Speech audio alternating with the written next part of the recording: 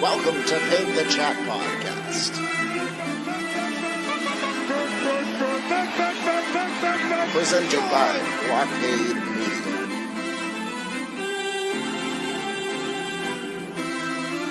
Now, here are your hosts, the big swinger, Mr.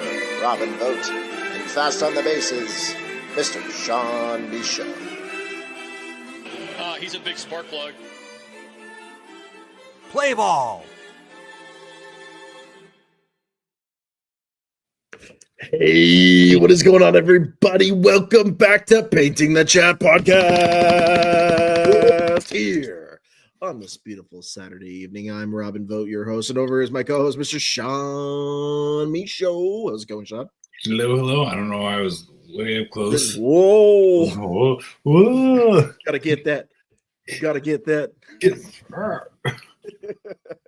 What is going on, buddy? Not too much. It's just coming back from a great Celtics one we'll talk about in a few minutes. Ooh, yes, indeed. I know. There was a lot of folks on social media that were like, uh-oh, the Knicks are down 20 again at the half. Does this mean that they are – and listen, Stephen A. Smith saying during halftime, the Knicks are they got the Celtics exactly where they want them. That was not the case. No. That was not the case. We'll get into it in a little bit here. But there's a lot going on. There's a lot going on in Boston sports news, of course, Boston sports media. And, of course, it is the NBA Finals coming up later on down the road. But until we get there, we got to get through the semifinals. Yes. Which is really, really important. And, Sean, let's kick it off with some score updates. I need to get like a graphic here. During this time, the Timberwolves and the Warriors are playing tonight, 8:30. So just guys letting you know, you can go watch this later at 8:30 or whatever. if you want to see the Steph Curry play tonight. Oh well, is he playing tonight? Actually, I don't know. We got a little bit of a thing around that. We'll get up to those details here. However, Sean, let's start off with that score update. Of course, we talked about it earlier. The Boston Celtics roll into Madison Square Garden, roll down Broadway, thinking that, hey, the Knicks got some hype coming out of Boston. All the Celtics fans. I mean, listen, one game at a time, 1 point wins for the New York Knicks. I didn't think that it was going to happen for them, and I was right. I think many of us were right in that. The Boston Celtics win 115-93. That score doesn't really outline exactly what happened. At one point, the Celtics were up by almost 35 points on the Knicks. They were just all over the place. Karl Anthony Towns got hurt at one point. Much better field goal percentage, 48.2 over 40 than the Knicks. And then the three-point percentage is way much higher than the Knicks by a margin, which was very needed because Celtics were shooting 50% from the line, and then the Knicks were shooting 20%.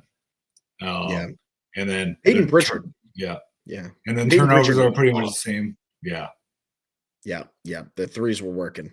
Threes were working for the Celtics all game. It seemed like even the inside game. I mean, you look at Al Horford here, Sean. Al was ripping threes. And him passing the ball to forget his name. Kyle not Korver. Cornette. Yes, Cornette. Yeah, they played big men towards the third quarter there. They had Horford and Cornette on the floor, and then Porzingis subbed in, of course, for Horford at one point. Yeah. So you had Cornette and Porzingis on the floor at the same time. I mean, Derek White as well. I mean, you want to talk about, passing the ball around. Jaylen Brown wasn't afraid to pass the ball around at different times. He took shots when appropriate this time, which was good too. But I have to say, too with Jason. I mean, he didn't play a huge game, but how many points did he get? I have the score. I lost my score. Up there. Yeah, that's okay. Hold on. That's all right. I have it here as well. Between 22 points tonight. So so Peyton. Everyone was pretty average. Like the only starter that play that had under 10 points was Drew Holiday, which he actually shot pretty well. He's 2 for 3 from the 3-pointers, and and he only made 4 shots. So right, sorry, right. 3 shots. 3 shots. 3 shots. He And I'll say he too, took 4. he took more. Yes. Jason Tatum, if you look back, some of those threes that he hit from way deep, I mean, they were just absolute shockers.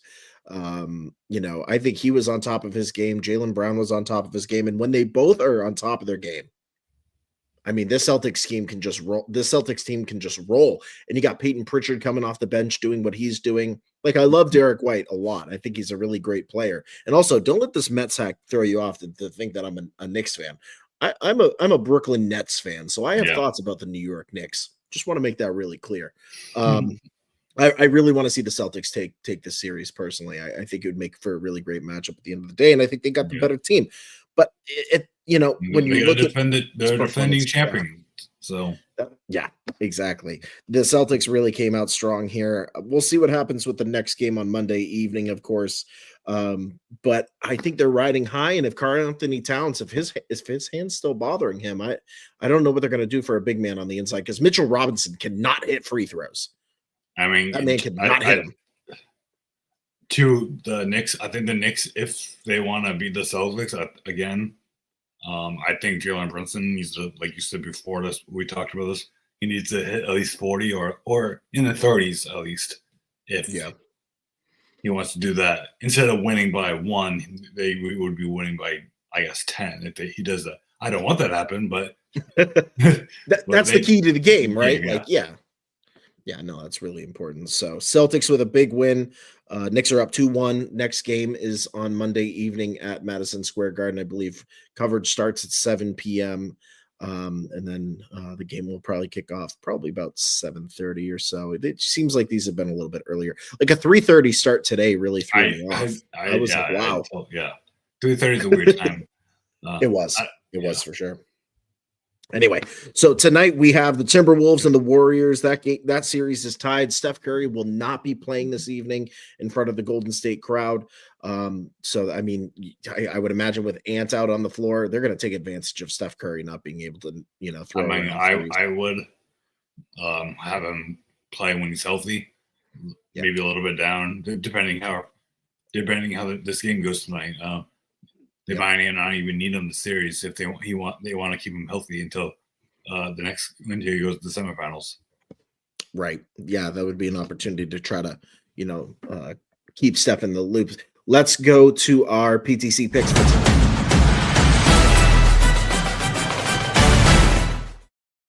Sean, Timberwolves, Warriors, 8:30 p.m. on ABC. Who do you have, knowing that Steph Curry is going to be out this evening?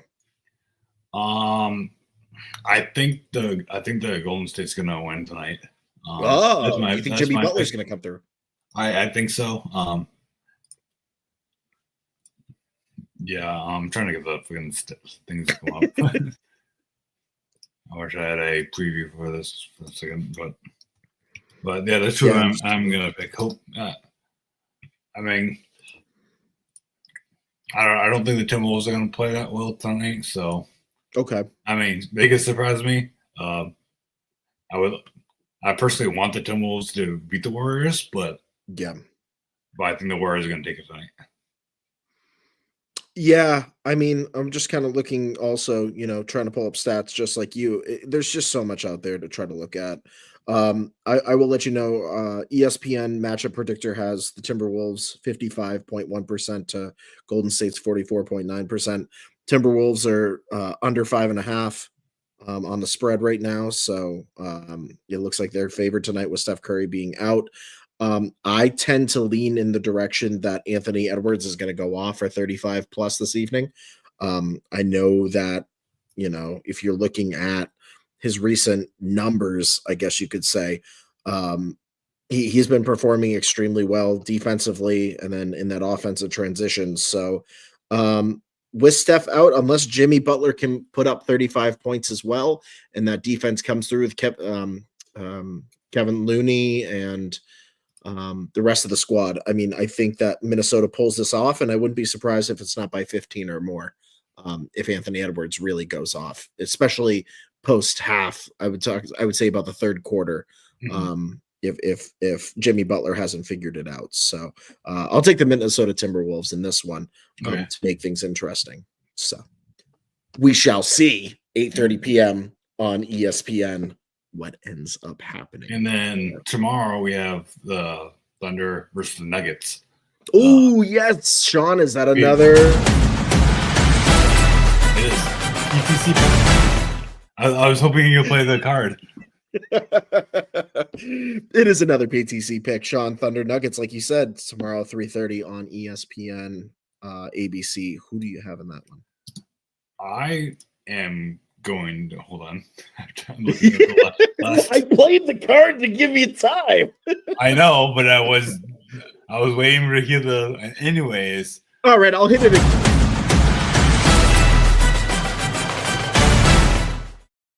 You ready to go now? No, okay. Kidding. I'm gonna choose the Nuggets. Really? You got Denver Nuggets. Why is that? Don't say it's just because he's. Because I love Nuggies. No, I'm kidding. Whoa, easy. No, I think I think Aaron Gordon is gonna play really good tomorrow, and Jokic, why can't I pronounce his name for a second? Nikola Jokic. Yeah. You can't pronounce it. Yeah. It's whatever. Anyways, yeah, they're gonna go off tomorrow night, and I'm gonna choose Nuggets. All right, I got the Oklahoma City Thunder. They are 6.5 favorites.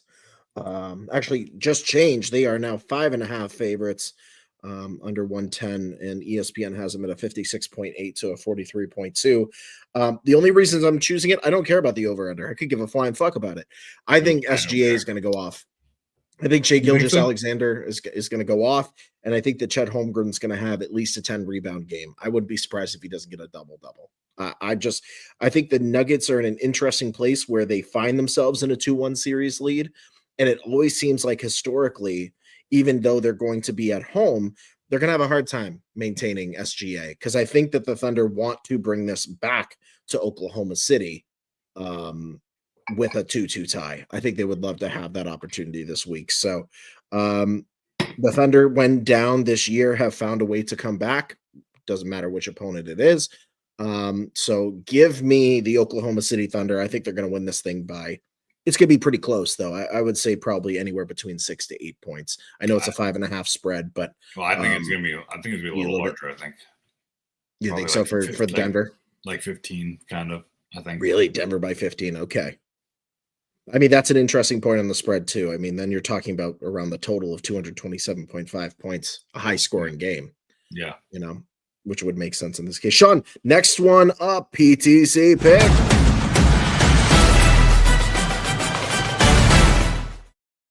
That's right. We have tomorrow evening, 8 p.m. on TNT. The TNT boys are back.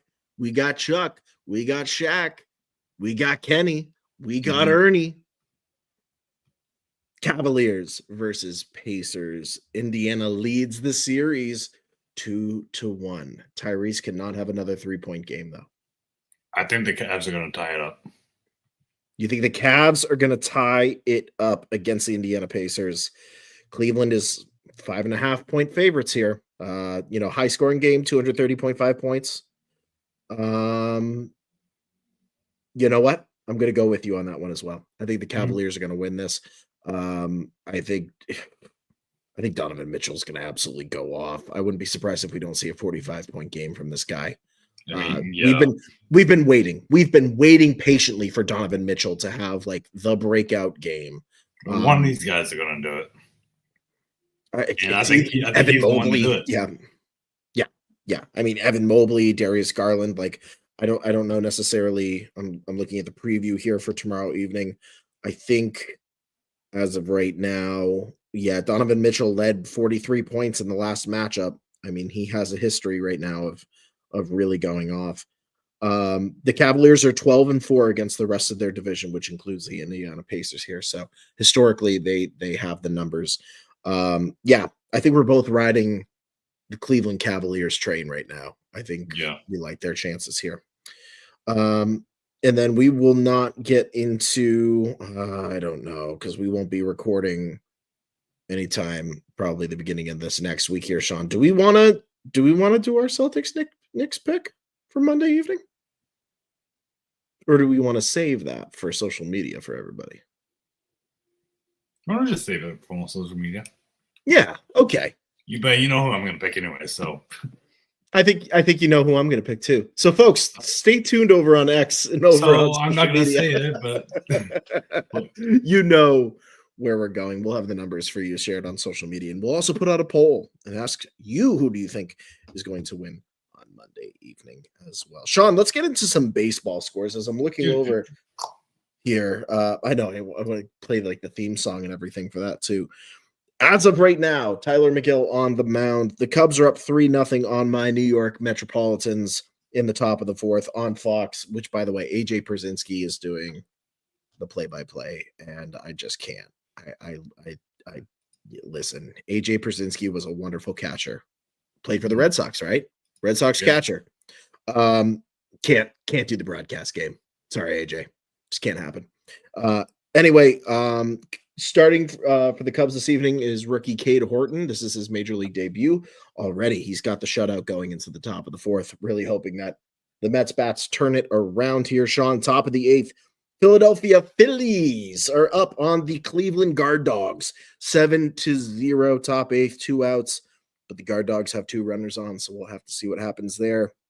Texas Rangers 8-2 over the Detroit Tigers, who have recently been playing extremely well, Sean. That AL Central is a really fascinating division right now when you look at the standings. You got the Tigers, you got the Royals, you got the Guard Dogs. They're all figuring it out right now. Speaking of the Royals and Red Sox are tied in the top of the fifth. Yeah, went to extra innings last night. Went to 11 innings. Yeah, extra innings, yeah. Devers scored a double to left. And we're going to be talking about Devers in a little bit. Yeah, and then Kanya scored for the Orioles in the third, singled right to center. And let's see, Crochet's pitching. Yep. Which I by the way, I love the crochet, the girl that crochets. She's recently just found about that. I love, like, she's only crocheting while he's pitching. So shout out to Crochet Girl if you're crocheting right now while he's pitching. Big shout out. We love everything that you're doing. I saw her on the Nesson broadcast last week when Garrett Crochet had the start at the beginning of the week. And so cool. Such amazing stuff. I love that kind of stuff in the fandom, especially in baseball too. Sean, the Cincinnati Reds in the second inning put up 10 runs on the Houston Astros. They are winning 12-1 in Houston in the bottom of the third inning. Cincinnati Red leggings, my friend. The Cincinnati Reds are really figuring this thing out. They're one of those teams. Time they do. Yeah, really, really interesting stuff happening over there. The Miami Marlins are losing to the Chicago White Sox in the end of the fourth, 1-0. I mean, again, the National League Central is like everyone's so close except for my Pirates. So yeah, we'll talk about the Pirates too. I feel real bad for them.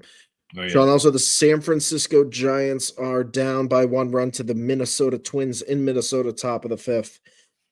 The Padres and Rockies just started at the top of the first. I imagine the Padres are going to kick the living shit out of the Rockies in that matchup. And the Dodgers and the Diamondbacks at 0-0. We had the Braves and the Pirates earlier today, went to 11 innings. The Atlanta Braves ended up winning 3-2. The St. Louis Cardinals on an 8-game, I believe maybe now 9-game winning streak, beating the Washington Nationals. I don't know how impressive that is. 4-2.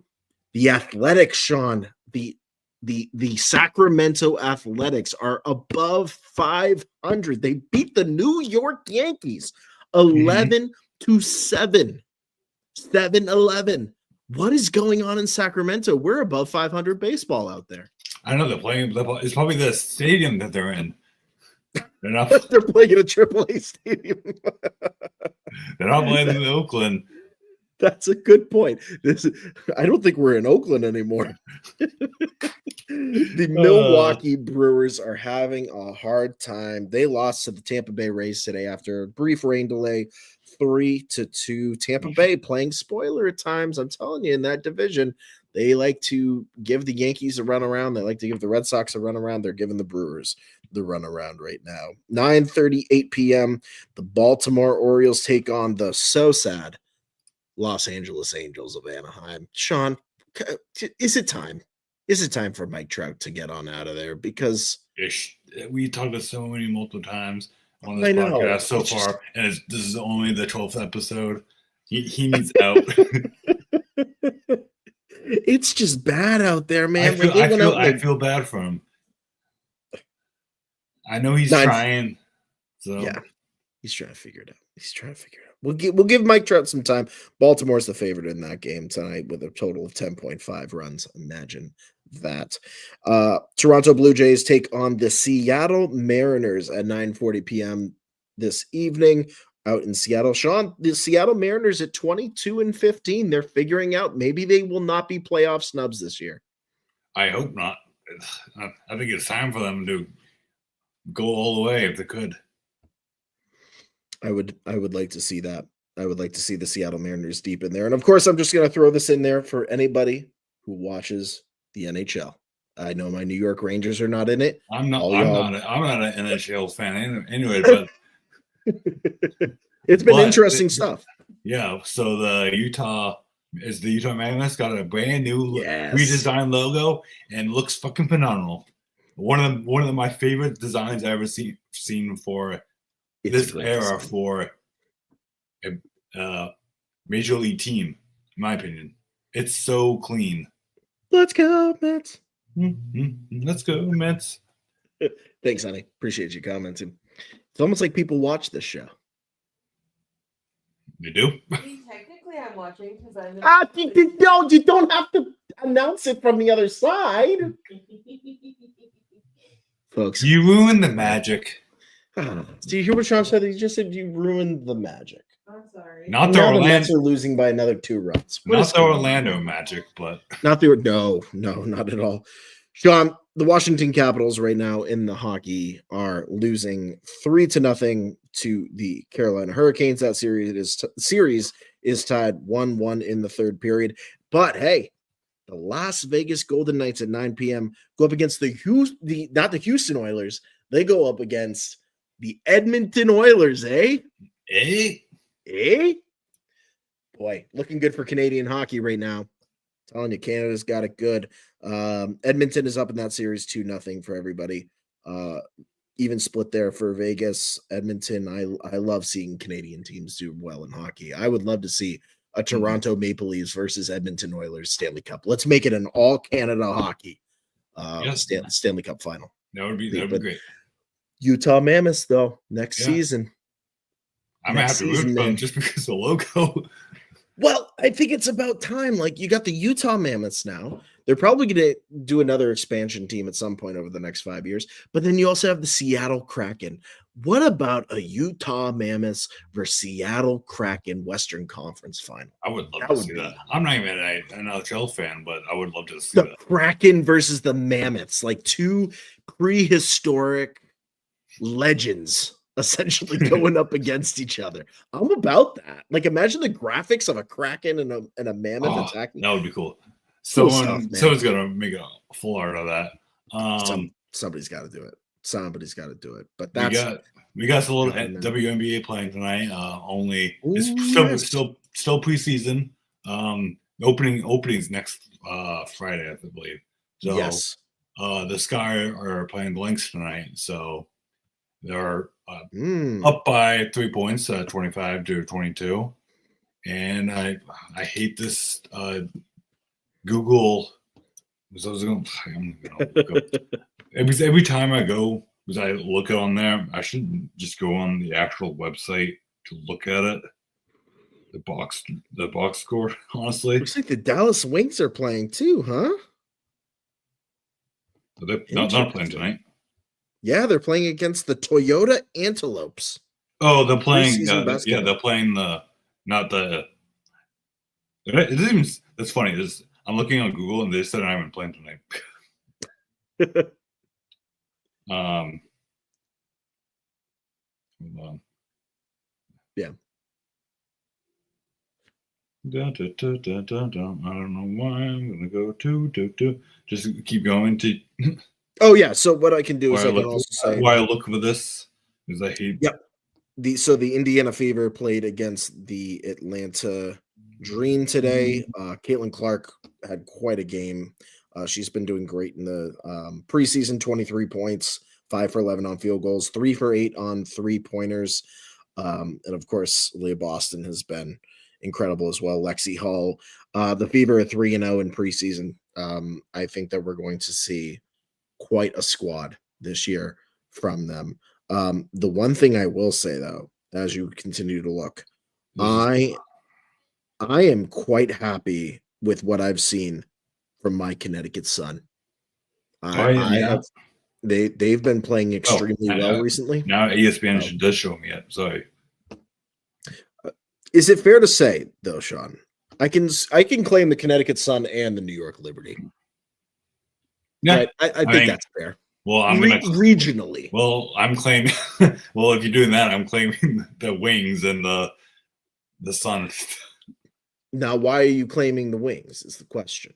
Because Paige Beckers is on there. Oh, of course, but Paige Beckers needs to come back and play for the Connecticut Sun, right? Yes. I'm not going to sing it, but she needs a comment. No, can't do that.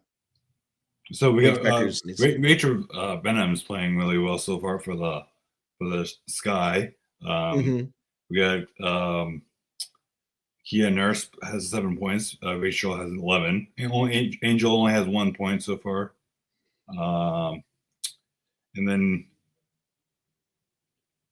it's good stuff. Yeah, and then for the Lynx, we got Jessica Shepard has 8 points. Mm-hmm. I mean, yeah, and Carly Samuelson has 6. So that's what's happening with the Sky versus the Lynx. And yeah, so you said that Dallas is 29, and then you said it was the Wing Antelopes. The Antelopes, the Toyota Antelopes, I believe. Toyota. The Japanese Women's Basketball Association, I believe. I wish. Why does it not show me the box score on here? It's weird. It's weird, man. I would like to see the box score, please. Anyways. Yes. So let's get into some of the major talk. I know we're going to kind of hop around between some subjects here this evening, but I do want to talk about the Celtics here heading forward, Sean. You know, that was our scores segment. Coming off of this win today, heading into Monday specifically, I mean, everything was firing in all cylinders. Everything's looking really good. However, I will say this much. I'm curious to get your thoughts on this. When you look at the Celtics' performance against a banged up Knicks team and a Jalen Brunson that hasn't really figured out their footing just yet. Mm-hmm. You look at the Cavaliers series against Indiana, where Indiana is up, but the Cavaliers, I think, are coming storming back here. We're setting ourselves up for a Cavaliers versus Celtics Eastern Conference final. I mean, I think that's where we are heading. Yeah, I think that's the most probable situation is going to happen. We'll see how. It all depends on Game 4 on Monday night. If the Celtics lose, it's going to be a huge deal for the Knicks to try to close it out and have them play whoever's winning the Pacers or the Cavs. Here's the question: can the Boston Celtics match up with Cleveland right now? I'm not sure. I don't know. I don't know yet. It's hard to read. The Knicks and the Cavs are totally different teams, but also I think these 2 games for the Celtics were just a bump in the road. I think. Yeah, I mean, 1 point losses, right? They shot way too many threes in their first 2 games, and I mean, but this game, they shot so many. They had a better percentage, but shot less. Right. Which is interesting. Yeah, because Joe Mazzulla is all about getting the ball up, about just taking those shot opportunities. It didn't work for the first 2 games, obviously. I mean, did it work? I guess you could say it did to a certain extent. I think the Celtics had in Game 2 had better looking better looks to shoot from three than the first game. I think they shot terribly in the first game. That's why, especially in the fourth quarter where they were up by 20, and they were just shooting up bad shots, I think. Right. It seems like the Celtics have a hard time at home recently. Like it seems like that luck has not gone their way. The luck of the Irish has not been their way at home. And it seems like the Knicks perform better on the road. So, I mean, if the Celtics can tie this thing up and bring it home, they're going to have to really turn it around and make sure that those home wins mean something. Or else the Knicks are going to pull off similar situations here and they're going to lose the series. We don't want to have these 1-point games where it's either they go overtime or they have a dumb move by like trying to foul. Like, I'm sorry, we could have won that game if Jrue Holiday didn't make that stupid foul that he did. Right. I mean, Jrue Holiday only put up 4 points today. 4 or 6 points. I can't remember what the specific. No, he shot. I think it was 6. No, well, he shot 4 for 3, 4, 4. So okay, so 6. Well, I think he had 2 threes. I think 2 threes. Okay, I think if he had the 2 threes, then it's probably closer to 8 at that point. I don't have the final stat line in front of me on that. I've been really surprised by Jrue Holiday's lack of production, to be honest. I think that Peyton Pritchard has come off the bench.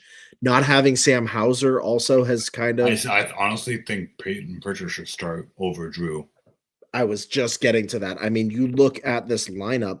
If you have you have Jay Tatum on the floor, you have Jaylen Brown, you have Al Horford switching out with Porzingis, depending upon how he's feeling.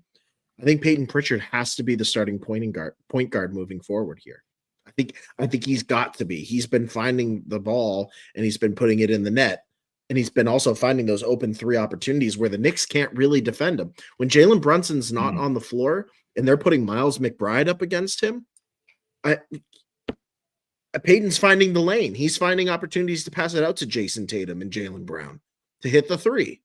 Yeah. So you look at it at the end of the day, I think that Joe Mazzulla has to make a really, really clear decision about who he wants at point guard heading into game 4.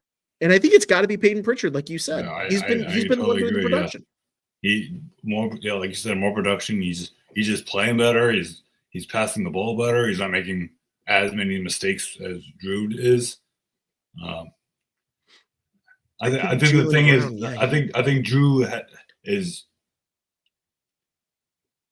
I think he has more steals, so I think maybe that's why he's in there more. I think he has more steals than. I think he's playing better defense than Pritchard. I think that's why he's in there.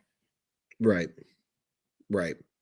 But I mean, at this point, I think steals are a non-stat. I think the Celtics get a steal and then the Knicks get the steal back. There was a lot of that today and in the games before where the Celtics got the ball back either on a rebound or stole the ball away from a Jalen Brunson. Yeah. And then suddenly Karl Anthony Towns gets his hand in there and it's going back the other way. So, we're at this point here for the Celtics, I think, where, by the way, the Mets just hit a 3-run homer. Yeah. We're only down by 1 run now against the, Chicago Cubs, which is great. Back to Jrue Holiday, though. Red Sox up for Look at this. Figuring it out. I love it. This is good stuff. No, but I think Jrue Holiday, I think he's got to spend a little bit of time on the bench for this next game, even if it's for a couple of quarters, just because like you said, the steals, yeah, it's fine. It's great. Sometimes it leads to something. Boy, when Peyton Pritchard gets that ball and goes up the court, he's unstoppable. Yeah. Because he's gonna juke you out and he's gonna shoot a 3. And without Sam Hauser, you know how that Peyton Pritchard Sam Hauser team up works. It's dangerous. I still think that with Peyton and why am I blanking his name? Derek White. Their duo is dangerous too. I mean, when they were subbing for Jalen and Jason during the end of the season where Peyton had like 45 points, I think, and then Derek had like 40. That's when incredible. We're dangerous when they're both shooting very well. that's how Boston is. How the Celtics are. They're a dangerous team, and people don't realize that. Yeah, and we're talking about matchups next round here. If the Celtics can pull this off, which I'm pretty confident they can, if Karl Anthony Towns is hurt and they've got to figure out who their big man is, because it's not Mitchell Robinson. I think if you look at that matchup for next round, Darius Garland on Peyton Pritchard and Donovan Mitchell on Jason Tatum or Jaylen Brown, and then Evan Mobley on Al Horford or Kristaps Porzingis when he's feeling good. I mean, you've got a really great matchup, and you got an opportunity for the Celtics to really beat up on the Cleveland Cavaliers next round too. But you got to give Peyton the touches. You got to give him the opportunity. You got to give him the start, and especially going home. He does have games where he doesn't shoot well, especially like the last game he didn't shoot well. But like tonight he played. He got 16 points off the bench. Yeah. And over, I just looked. Drew had 8 points. Yeah. So what does that say? I mean, it sounds like Joe should have pulled Drew a little bit earlier and then given Peyton an opportunity to really shine. I mean, I understand that it was still almost a 15-point, 18-point win. It could have been 30 points. Yeah. It could have easily been a 30-point win if they allowed Peyton to keep going. And you know what? That sends a very clear message for Monday night. And I agree. I would love to see Peyton get the start. I think we'll be praising on social media if Peyton gets that start at point guard alongside Derek White. And I would be really scared if I were the New York Knicks and I see that lineup come through Monday morning. Because to be honest with you, watching Tom Thibodeau coach the Knicks today was just absolutely mind-numbing. There was no motivation on Tom Thibodeau's part. He was not getting his players going. He was standing on the sideline. Like Spike Lee was doing a better job of motivating the Knicks to take shots than Tom Thibodeau was today. If the Knicks lose this series, I truly believe it's on Tom Thibodeau. I truly believe it's on the coach. Because he really has not been showing any drive, motivation. Joe Mazzulla is very different. He's a very calm individual. He shows himself when it's needed to defend his players. But Tom, when Mitchell Robinson was he airballed 2 free throws, get him out of there. Yeah, like just take him out. So I was looking. This is gonna be because I was looking at Peyton Pritchard's because I looked at Google. Hence, this is going to be from AI, but I asked, Peyton Pritchard has started 3 games this season. So, and it's saying he averaged 21.7 points. Yeah, in those 3 games. 7.3 assists and 5 rebounds in those games as a starter. So that tells you a lot. I mean, right there, right? Yeah. 21 points compared to what Drew was doing? For a starter for this season, yeah. That's what I'm saying. So when he's given the opportunity, he shines. Yeah. Come on, Joe. I know I just went off about Tom. Come on, Joe. Do it. Do it for the fans. Do it. Do it. No, but imagine the Garden when they return home and Peyton Pritchard is the starting point guard and they make that announcement and he hits that floor. I mean, he's a fan favorite among Celtics fans. Huge fan. Like, if he doesn't get a start this season, I think next season, depending how he he's going to be a starter for the next season more than what he is. They got to lock him in. They got to. That's why he won six man of the year. Yeah, they got to lock him in. They paid a lot for Drew Holiday to perform in the playoffs. They paid a lot for that to happen, and it's not. It's just not. So I think at that point, you really start playing out. Like, I don't want to say it's like preseason, you got to see who you got. But when you're talking about a banged up New York Knicks team, you might as well treat it that way. Yeah. Because they're going to be walking into Madison Square Garden with the tail between their legs this next game. I really believe that. Unless Tom Thibodeau, head coach, can get them going and get them moving, it's not looking good for him. So I think Peyton Pritchard comes in. He could do some real damage. Absolutely. And I think the Cleveland Cavaliers got to look out because that kind of Celtics lineup could really challenge them. Yeah. Because if it's the Pacers, I think the Celtics have a sweep. I really do. I The hope Pacers so. have I hope they do. I know the Pacers made it interesting last time. Yeah. So we'll see in that area. But Sean, I also want to get into what's been going around. We've been tweeting about it. We've had, actually, I can even pull up our final results on the poll that we had posted on our social media.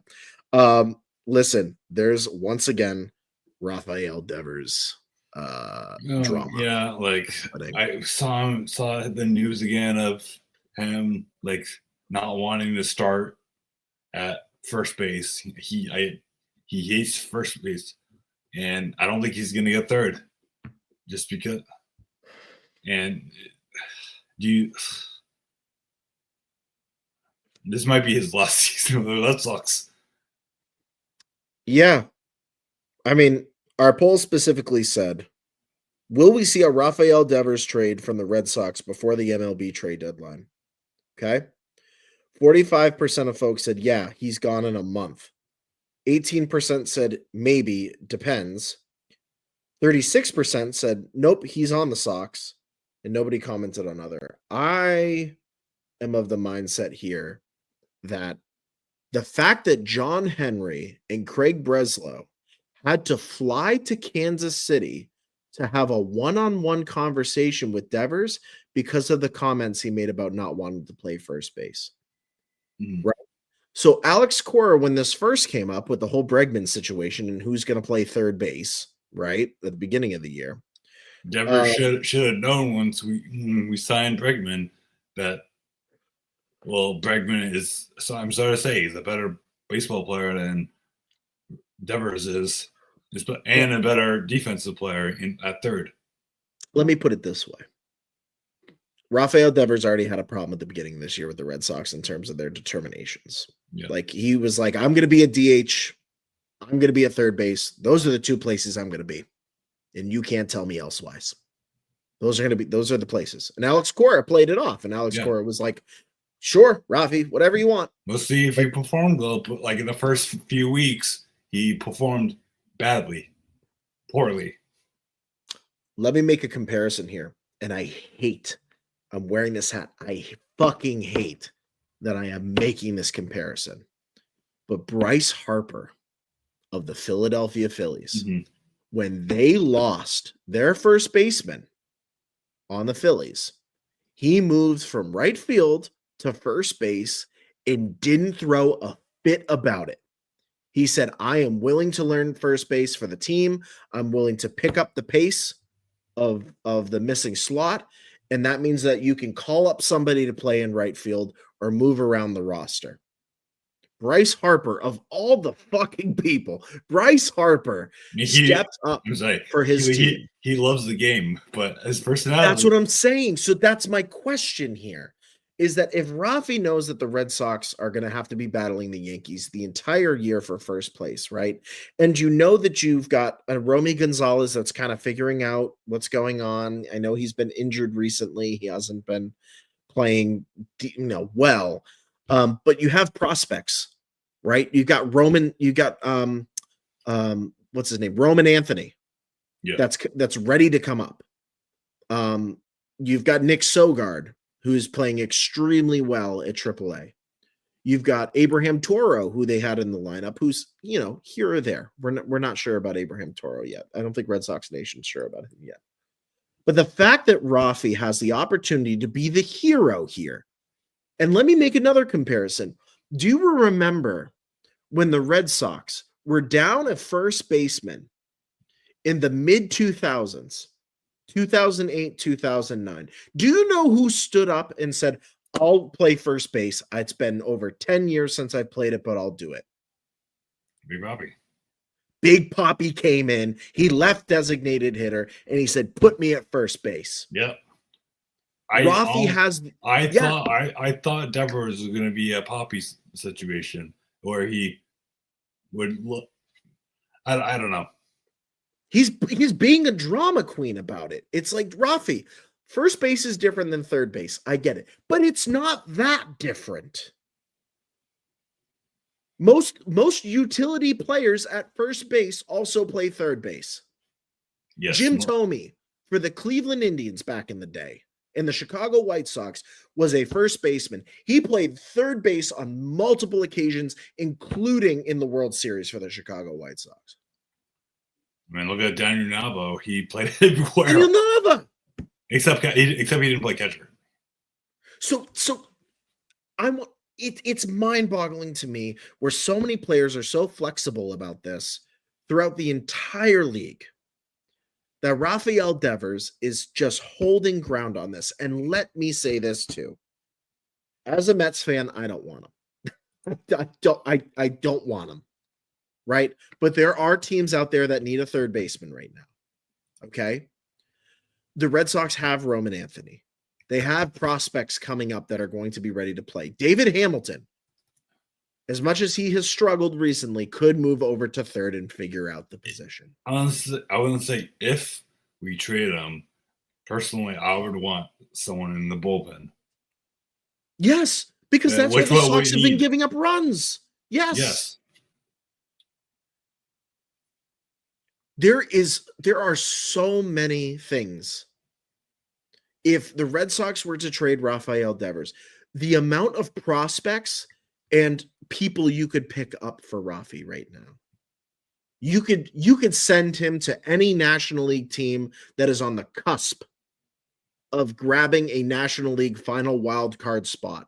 You've got a 3-way tie that's going to happen. There's going to be one or two teams that don't make it out of the NL West. The Diamondbacks, the Padres, and the Dodgers, right? You cannot tell me right now that the San Francisco Giants or the Arizona Diamondbacks wouldn't be willing to trade some prospects and a bullpen arm for the opportunity to solidify that position and give the Dodgers a run for their money and give the Padres a run for their money. I mean, if I were them, I would do that. You can't tell me that there's a GM out there that's not thinking about that. The problem is that John Henry, we talk about John Henry a lot. Yeah.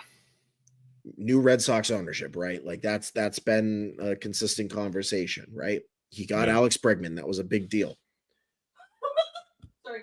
I thought you said he got Alex pregnant. He did not get Alex Bregman pregnant. No, let's make that clear. John Henry did not get Alex Bregman pregnant. That's a wild story. That's a wild story for a different time. That's a clippable moment for social media. John Henry got Alex Bregman pregnant. No. What? Rumors have said. No. I don't even know what to say now. John Henry got Alex Bregman. He signed Alex Bregman. There we go. That's the word. That's a better word. I shouldn't say got. He acquired.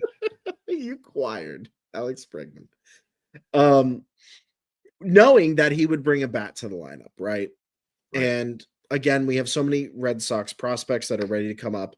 And the fact that John Henry, in every way, is just curtailing himself to whatever Rafael Devers wants. And the fact that Alex Cora is just running with this. Like, I'm just going to let John. No, if you're the manager of the team, you can go to your ownership and be like, hey, I got this. We're going to figure this out. There's a lack of leadership from Alex Cora on this too. I think he's kind of winding down. He's done. I think he's done. His last season with the Sox as manager. I think his time is done. I honestly, if they don't make the playoffs, absolutely. There's a chance that we make a wild card or to go to the playoffs, but I don't see. We're in middle of May, almost middle of May, and I don't.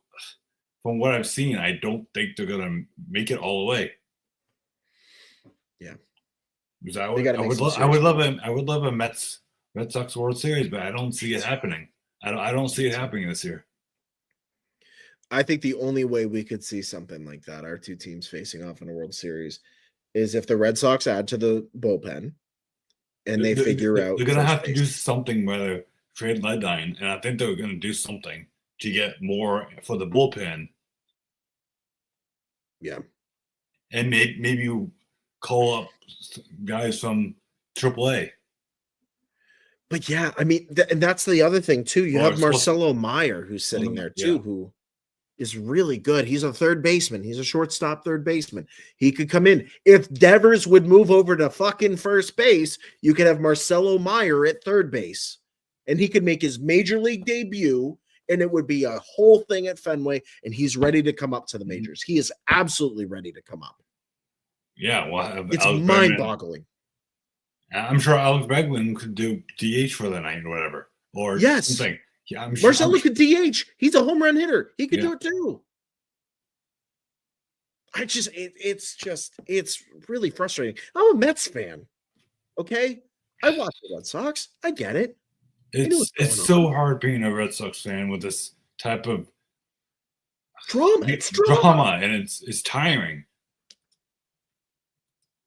It feels If we stop showing Cade Horton's family with Ken Rosenthal, I love his bow tie, but stop showing Cade Horton's family every 5 fucking seconds. The Mets are down 1 run. Sorry. No, I was gonna say if I had to go off on the TV for a second. It feels like we're at the Bobby Valentine era again. Oh no. It feels like it. You dropped the name Bobby V. I did. I had to. It feels like it with this drama. Oh no. Yeah. I mean, we all remember the Bobby Valentine Red Sox years. Oh my God. Holy crap. All right, let's move on from Rafi before I get upset. Can we talk a little of the Pirates and what happened the other day? Yes, let's talk about some more drama. Oh yeah, more drama. I mean, it's not more drama. It's a more nitpick thing. Sean, So Pittsburgh Pirates, yeah, they've been one of your favorites for a long time. This has got to be frustrating. And too. yeah, especially watching it. I don't. What game was that? Was that 2 games ago? 2 games ago. Yep. So Andrew McCutchen, I think it was the bottom of, I don't remember what time, but Fifth or sixth inning. Yeah. Fifth or sixth inning where he looked like he was going to hit a home run to not dead center, more right, a little over field, but yeah, a little bit more right. Yep. They weren't playing at PNC Park, but were they? They were at no, they were home. Yeah. No, they were. I only saw the clip because I didn't watch the game. Because I just saw the clip. Pirates fan are you? I'm just kidding. Well, I'm a Red Sox fan. More, first of all. Yes, yeah, right. Yes, you watch your first team, and then your second team is yes. Yes. So it was supposed to hit a home run, but it hit the top of the, I guess the felt where home run is in right field, and they called that a fucking double. And I don't like that because if it went over it, this is not Fenway Park where it's on the top of the wall. If it was Fenway and they hit a home run and on top of the wall and it bounced back, that would be a home run. Right. Why did they call it a double? Just because it bounced back? Because and they can't review it. They can't review it. They can't review it. It's another one of those you can't review plays. Why do we have instant replay then? Why do we have what's the point of having instant replay if we don't use it?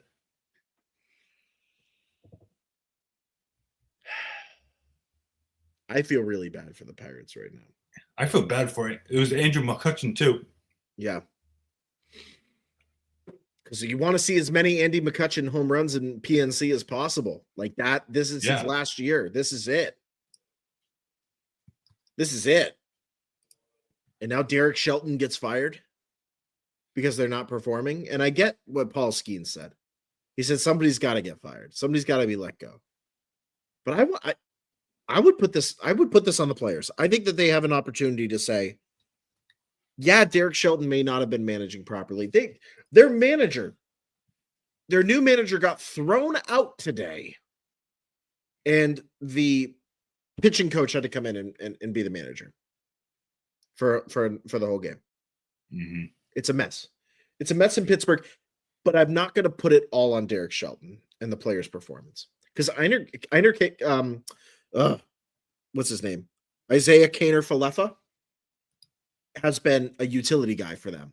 Tommy Pham has been playing great for the Pirates. Andrew McCutchen, he's hitting doubles, man. Yeah, I mean, Obviously, it should be home runs, but he's hitting doubles. He's averaging 250, which isn't terrible.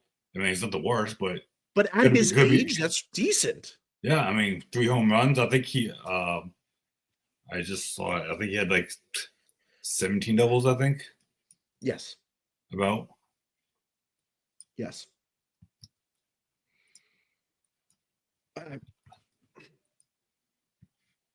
As you're looking up that stat, and you can interrupt me when you got it. For some reason, I typed in Andrew McCutchen, tried to, and my thing went to Pandora. For some reason. I put a lot of this on the Pirates ownership. I think the Pittsburgh Pirates need to clean house. I think the fans are done. It's time to clean house in Pittsburgh. I was actually off. He's seven doubles this year. 7 doubles. Okay. Well, last year was 18. The Pittsburgh Pirates need to clean house. New ownership. New everything. I feel like I've said that, like, well, not personally, but I feel like I've said that a couple times before. Last time, they haven't been in the playoffs in a couple years. I say more than a couple years, but and they've got Brian Reynolds, they've got Andy McCutchen right now, they've got Falefa, they've got Pham, like they've got utility guys that are making this possible. They just traded Connor Joe today. Yeah. The Padres traded Connor Joe, who was a Pittsburgh Pirate, was a really good Pittsburgh Pirate, to the Cincinnati Reds. And what does he do?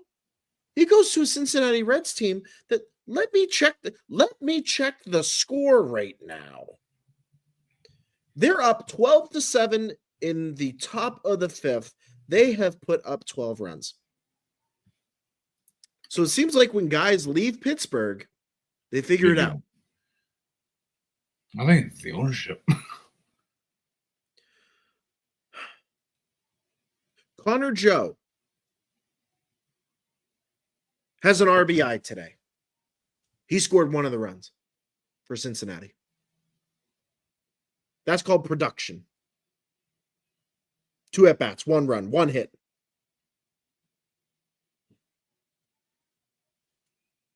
Tell me, Pittsburgh Pirates fans, what the hell is going on in the Berg? Yeah, they lost today too. So 3-2 against the Braves. So, and I get what Paul Skeens is saying. I get it. I understand he and Livy Dunn are having a wonderful start to their relationship. Shout out Livy Dunn and Paul Skeens. The Angels are doing better than the Pirates. Bingo. Bingo. That's saying something. I don't know. I don't know what's going on right now between the Pirates, Red Sox, these teams that we expected would come into the season and at least make some kind of progress. Not saying the Red Sox aren't making progress, but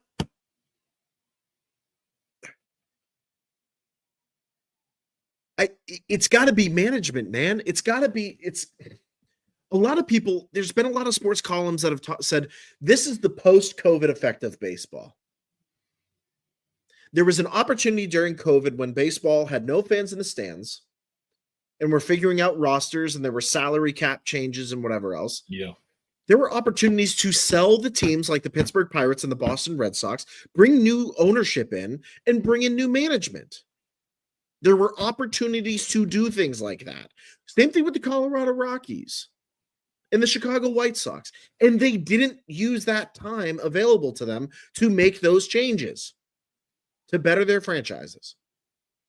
And now, unfortunately, the fan bases, I mean, there's even people talking about, hey, the Sacramento Athletics, the future Las Vegas Athletics, are playing above 500 baseball right now because they spent that period of time as a franchise building up prospects and making smart picks in the drafts. While about to build a brand new stadium.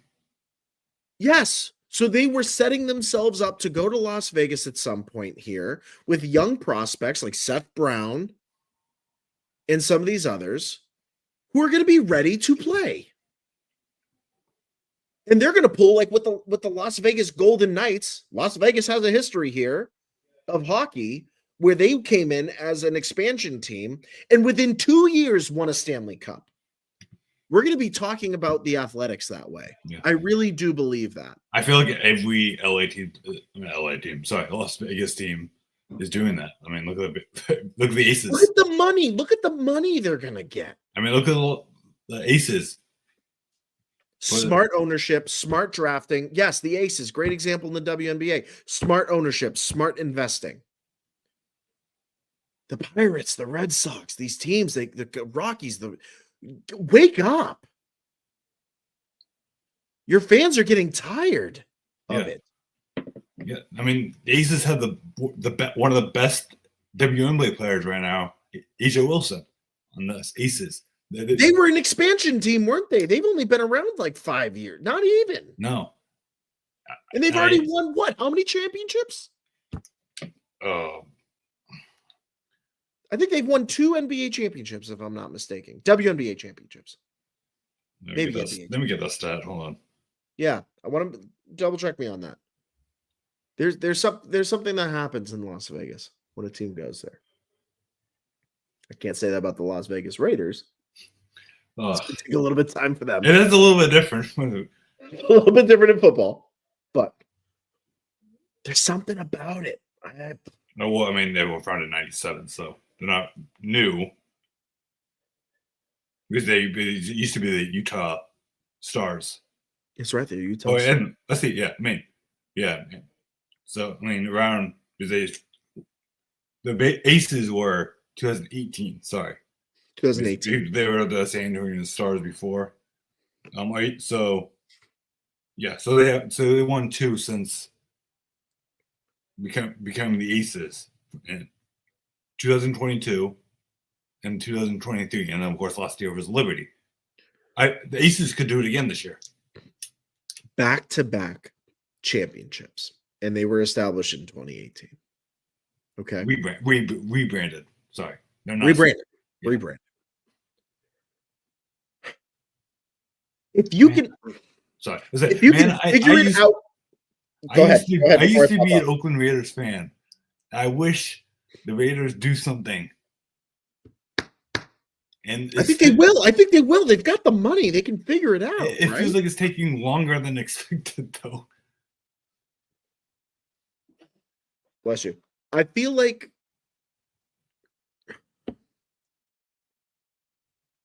it's so frustrating because you just watch teams like the White Sox and I'm not putting the Red Sox and the White Sox in the category. I'm not trying to do that.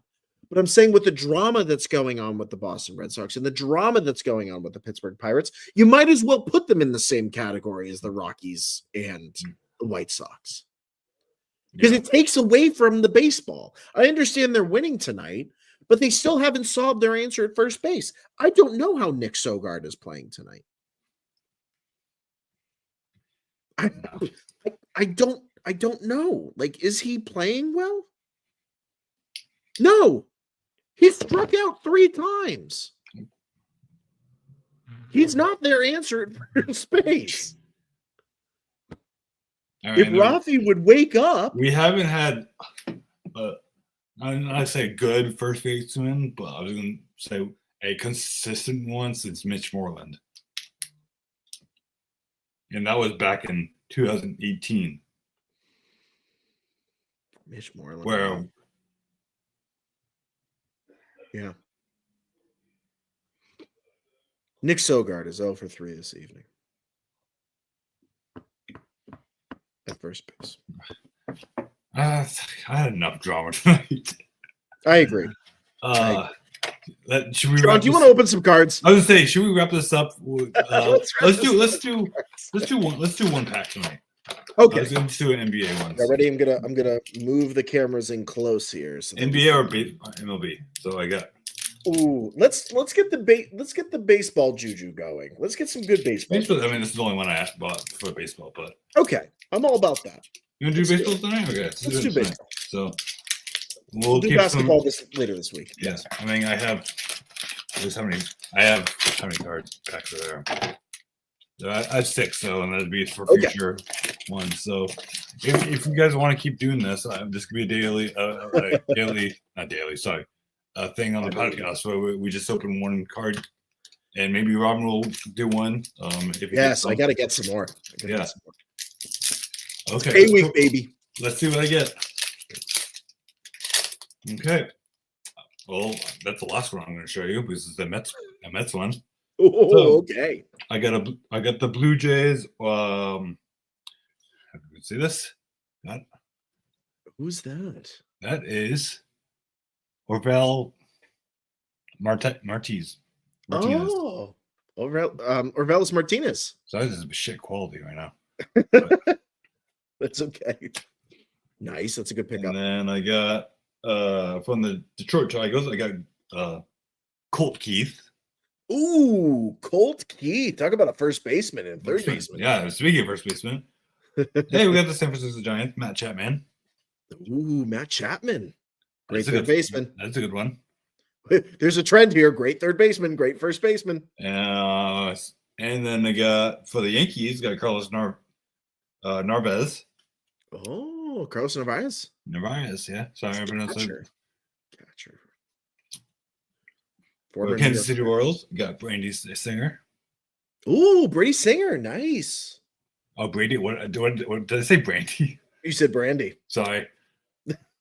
Hey, Brandy. This is a good one. I like this card. I got for the St. Louis Cardinals. Got Mason Wynn. Nice. Hey, Sabine, out. Is that a rookie card? Sorry, he's yelling at my cat. It's not a rookie card. No, doesn't say a thing on the top. No, this is. I can't be that Tops All-Star rookie. All-star rookie. Okay, nice. Oh, Mason Wynn's fantastic. He started Cardinals in 23, so that's one of those weird. Yeah, it's like, are you a rookie? Like if you came. Well, it's a series. It's this Tops Series 1, 2025. Oh, okay. So which is weird. For the Giants, got great Grant McCray. Grant McCray, nice. Oh, this is cool. Yeah, I got for the Baltimore Orioles team card. Oh, sweet with the City Connect jerseys. Yeah, that's cool. For the Diamondbacks, I got Eugenio Suarez. Oh, What did I say? Eugenio Suarez. How I pronounce it? It's I can't talk. Eugenio Suarez. Eugenio, is that how you pronounce the name? Listen, MLB The Show does a better job of saying these names. Yeah. Eugenio Suarez, I think that would make more sense than the butcher name. Sorry. It's horrible. Oh, he made a face. I got Bobby Witt Jr. Bobby Witt Jr. Oh, it's a vintage style. They've been doing these vintage styles recently, which I really like that. Bobby Witt Jr., man. Great card. A cool one. Yeah. Love that one. Gotta put that one in my card. That's a sleeve. Yeah. I got another art. Oh, wait, I got too excited what I got after. Okay, vintage style. Nice. That's very cool. I got All-Star Mookie Betts starters. All-Star Mookie Betts. That's a cool one. That's a great one. Hey, got the Red Sox Tanner Hook. Oh, Tanner Hook, nice. Why would you do such a thing? And for the final one, for the New York Mets, I got Jeff McNeil. Jeffy McNeil, the squirrel. Nice. Love it. Love seeing Honestly, on the card. I mean, I was going to say I really like the Bobby Witt Jr. one the most, but then I saw the Mookie Betts one. That's going in my sleeves. So that's appropriate. That's our first opening and packs for this episode. I will do the next round. Next one, yeah. Card openings here. So Sean, big shout out. Where'd you get those cards at? I got them at Chris's Comics.